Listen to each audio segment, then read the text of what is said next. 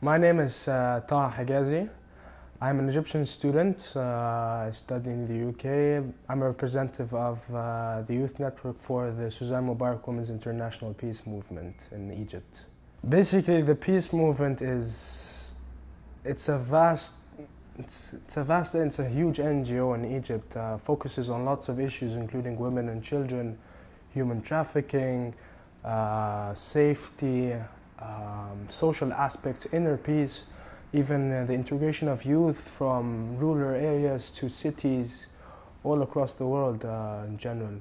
And I'm a representative of the youth network, which is basically a huge network of young people who are working in coordination, who are actually representing also the movement itself in the Suzanne Mubarak Women's International Peace Movement. And we have lots of projects that we've done recently in the past years. And one of them is human trafficking also that we're trying to start with.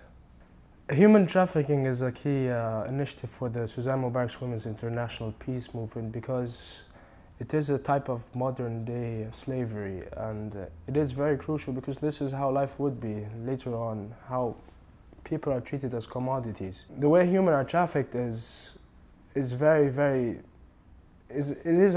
a huge abuse of human rights. And any type of human abuse is in the business of human trafficking, and this is not even a worst case scenario. This is how they are treated. They are abused, and this could affect us, could affect anybody in our community. This could affect me, could affect my future, my family, my brother, my sister, my friends, anybody later on in the future. So I cannot ignore it. Maybe people are aware of it, but they're still denying it. They're still in this stage of denial. They're still thinking, well, it's not happening around me, it's happening elsewhere in the world. But in reality, it is happening around you, but in a different form.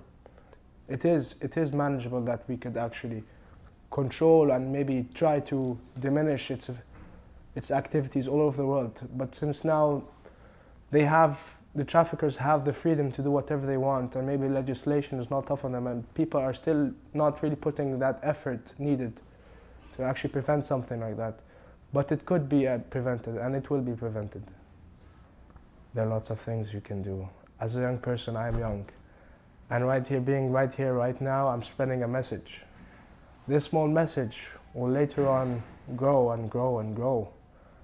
Later on, young people as I and others, can actually spread something within their friends, say a simple word, chit-chat, Twitter it, Facebook it, go on YouTube.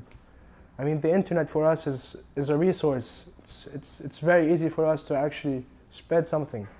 And if we try to do that in our schools and spread the information, make people aware, maybe let them understand that this is really happening around you. Don't deny it, it is happening around you. Trust me, they will do something, and they will do whatever they can.